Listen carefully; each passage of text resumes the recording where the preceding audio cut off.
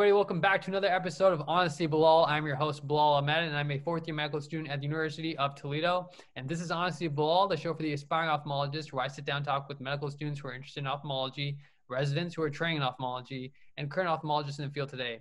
My guest today is Luis Berrocal, is a PGY1 at UIC, University of Illinois, Chicago, where he's doing his intern year, and then he'll be doing his 3-year ophthalmology residency followed after his intern year. Luis, thanks for joining me, man. I mean, Dr. Chan, your chairman actually told me about you and said, hey, you should talk to Luis. That'll be a fun interview. And we started chatting before we start recording here. You're such a natural guy to talk to. So thanks for joining me. I can't wait to hear your story, man. Definitely. Thanks for having me. I mean, it's going to be tough following Dr. Chan, but I'm going to try to do my best here. Okay. Don't worry. Yeah. You have a different story, different angle here because you're at UIC and we want to hear your journey, how you got there. So I know you're from a family of physicians and more specifically a family of retina specialists. Talk about how, what's in your blood, man. I mean, what is it in your lineage that says, hey, retina specialist or ophthalmology, and talk about your, family influence or your journey and what got you interested in ophthalmology yourself. Yeah, definitely. Well, first of all, the joke is that it's an X-linked dominant issue. Yeah. So okay. anyone going into retina, it's X-linked dominant. It's there. I promise. 100%. Right. 100%. Yep. No, but yeah, definitely. I grew up in, San Juan, Puerto Rico. My mother, a retinal specialist, grandfather, retinal specialist, like you mentioned, aunt as well. Right. So retina and specifically ophthalmology was always there. Growing up in the dinner table, the conversations were about patients. Wow. And how they were doing, about the surgeries, about this new thing that's coming out. I was always exposed to it. But interesting, my father is actually an oncologist, which I think is like the totally opposite spectrum to ophthalmology. Very different patient population, very different conversations. And I kind of always knew I didn't want to do oncology. Right. That was for sure, So I knew I wanted to be a doctor. I went to medical school at Jefferson in Philly. And, I try to keep an open mind. I was like, I probably just like retina because that's what everyone in my family likes. And I don't want to be the outcast here. But I took everything seriously. I think going into where it kind of all changed was going into third year. My first rotation was a 2-week ophthalmology rotation. That was my first rotation of third year. And I was like, this is good because I'll be able to, I guess, compare every other rotation to ophthalmology. Sure. And man, I hated every other rotation. Oh, yeah? I'm not going to lie. Every other rotation was just I'd be like, I don't want to be here. I want to go back and do ophthalmology. Yeah. So that was a big sign for me. And a little bit in fourth year too, I tried other things, but yeah, nothing really compared to ophthalmology. So I was like, well, I guess, this is really it. Yeah. And more specifically, in terms of why ophthalmology and why I liked it so much, I think, what everyone always says, the combination of the surgical and the patient. Right. Sure. That's always really interesting. You form connections with patients that are honestly you could be treating patients, with my family, there's patients that I get to see in my mom's clinic, for example, that were treated by my grandfather. That's crazy. And I see sons and daughters of people treated from my grandfather. So it becomes kind of like a generational thing. Yeah. But apart from that, there's very few fields that there's so much innovation going on at the same time. Not only innovations, but also you can actually diagnose so many things with so little. You could literally get a slit lamp, which is really basic technology. It's been around for a very long time, and you can diagnose the whole spectrum of disease, and that is pretty unique. That's awesome, man. Yeah, you say it's basic, but I'll tell you, I just came off an ophthalmology rotation, and I'm still just so clumsy with it. I gotta learn, but it'll take time. Hopefully, it gets there eventually. But it will. It will. I trust you. If you're saying it will, then I'll take your word for it. So, you go through, your family is obviously involved in ophthalmology. You have your own path, and you started off college, D3 school. Playing some tennis up in Haverford, which is outside Philadelphia. Then you went to medical school at Thomas Jefferson, and now you're doing residency at UIC. So what pulled you to come to the University of Illinois Chicago? What brought you there? What really drew your interest in the program? And also, what do you like about Chicago? Let's start with the program here. So, when I was going through the process, I knew it was going to be 3 or 4 years, right, in a program. It's a long time. Yeah. You want to be, I think for me, it was important to feel like I was going into a family situation. Everyone knows residency is going to be tough. Right. Any ophthalmology resident that you go to, it's going to be tough. It's a steep learning curve. Mhm. There's long hours. There's no way around that. So, but you want to be in a place that they'll take care of you. That like if there's something wrong, that you feel like you can go to many different people and talk about it, and you won't Mhm. be judged about it. Yeah. And I felt that as soon as I stepped on UIC, that was the case. Mhm. And, talking to the residents, it felt like very family oriented. They were really close. Everyone kind of worked on a very much a team mentality, Mhm. which again, playing D3 tennis and team sport, For sure, man. it was important for me. Yeah.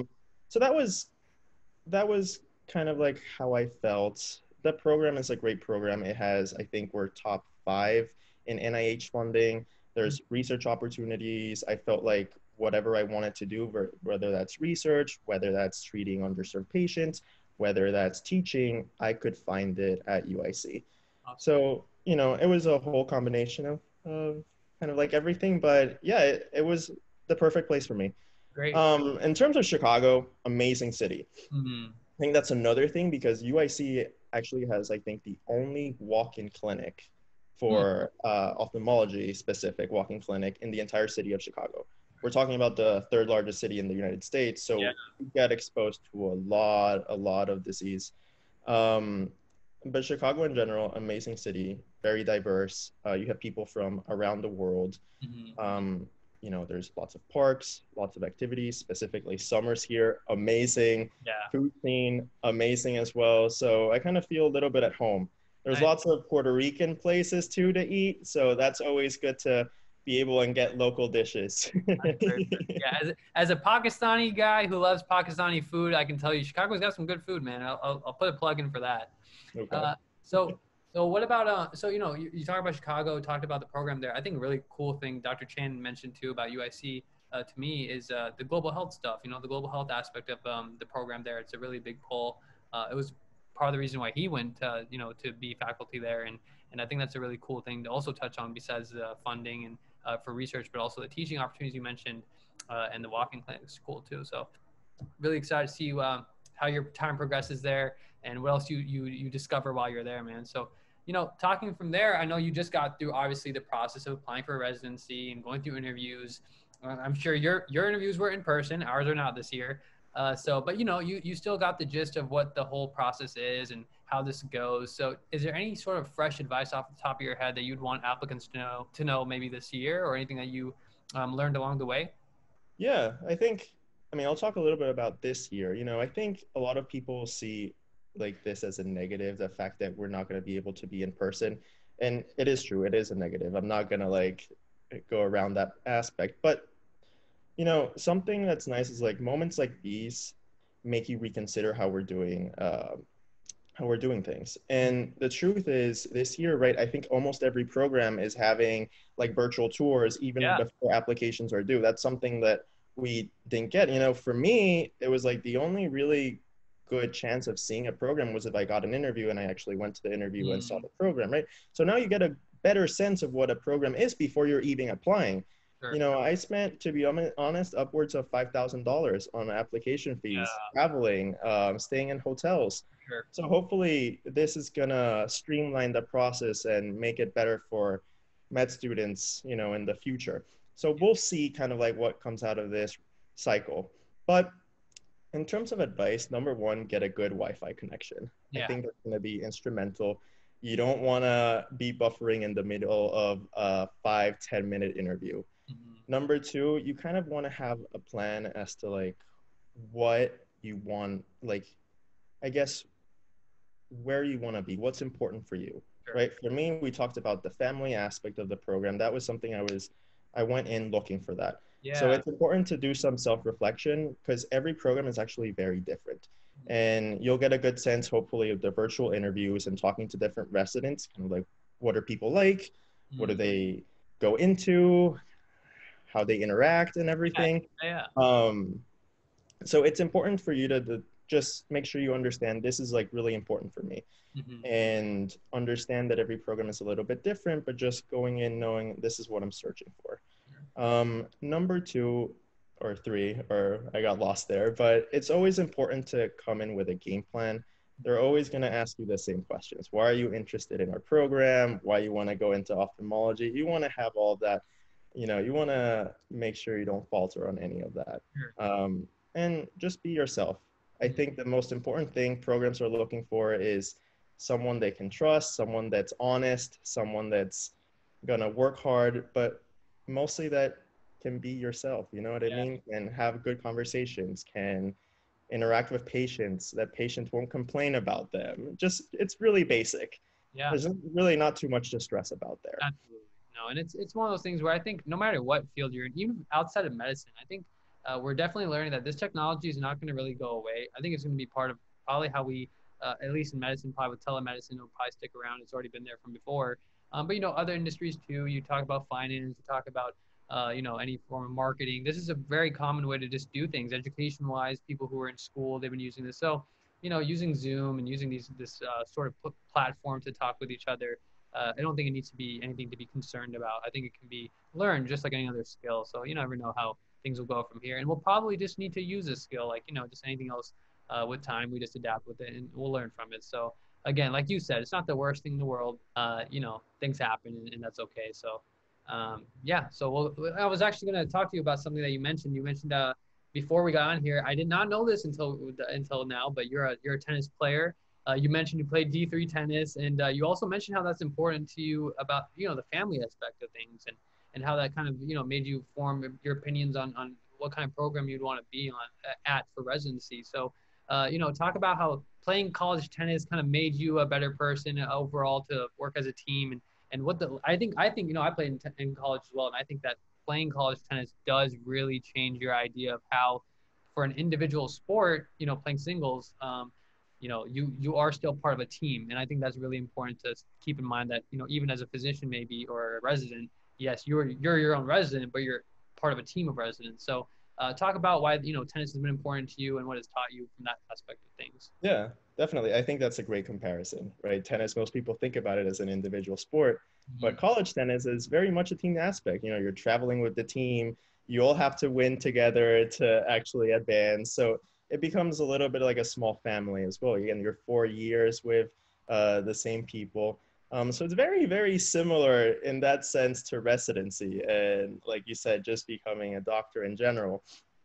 But I think it teaches you how important it is to make sure everyone wins. I Yeah. think, it's important, you obviously in a tennis match, you want to win for yourself, but a lot of times it doesn't really matter if you lose as long as the team wins. Yeah. That's the team mentality aspect of it. And it's really similar in residency. In residency, it's tough. There's lots of patience. You really have to rely a lot of times on your other co-residents, on Mm-hmm. your fellows, on your attendings to get through the day, to make sure that patients are stable, make sure you're treating them correctly. And that is something that you learn in tennis really easily, really fast. Yeah. You got to practice because not only you want to win, but you want to make sure your team wins. You want to Yep. be there for your partner.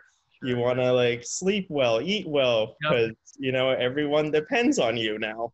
Um, and that's the same I found in my 2 months here in residency. It's Mm-hmm. pretty much the exact same thing. I rely a lot on my co-residents. My Right. co-residents rely on me a lot. We have our own patients, but we're a lot of times helping them get through their patients and helping me get through my patients. That's So awesome. in order, for any clinic, any hospital to run well, you got to have that team mentality. Yeah. And that's true not just for tennis, but with honestly any other team sport. It really, it's teamwork at its basis. Well, we think that's why it's one of the best sports because you do get that aspect where there's not a lot of other sports where you're the single in your in your match atmosphere. You're if you're playing singles again, you're trying to fight and win against the other person, the other opponent. But in the team aspect, like we talked about, you're actually fighting for that one win out of six. For the team, the rest of the players, because you're going to be stacked up against how many wins your team got against the other team, and I think that's important in that perspective that you talked about. But if you lose, again, the point is to make the team win. So your loss can actually be okay. Just make sure that everybody else around you put them first. So make it happen. So Very cool sport. Exactly, Yeah. exactly. And the other thing about tennis specifically is like for some reason, a lot of ophthalmologists play tennis. Yeah, I So don't it's know a great why. way to build connections. It's a great way to, talk about different projects. It's a Yeah, great way to know people for for sure. sure. I always hear golf, but I just cannot get into golf, man. I don't know about you. It's just not Uh, my thing. Not my thing at all. no, too No. boring. That Too maybe when we're older. figure it out. Right, right. So what about you? Okay, so let's talk some tennis then. Like, who's your favorite player? Like, who's your who do you watch when the slams are on, when tennis season is back on, it's a French Open or Wimbledon. Who are you watching? Who's the first player that you're gonna look out for in the tournament? Yeah, I mean, definitely Federer. And this Ah, is what nice, I mean, it's awesome. We can end this interview now. We can just close the laptops and say good. right, exactly. No, you can't. It's impossible to dislike Roger Yeah, Federer, right? And I mean, growing up, just the way he behaved on the court, how easy it makes it seem. You look at him and you're like, he's not even sweating, and then you I get on the know. court and it's like, what's wrong with me? It's But no, different. he's I think a great role model. Being able to play all these years, continue to win, have a family, everything he does with his foundation. I think truthfully, it's impossible to dislike him. Yeah. I'm really excited now that I think the Cincinnati Masters just started, I Yep. think yesterday or 2 days ago.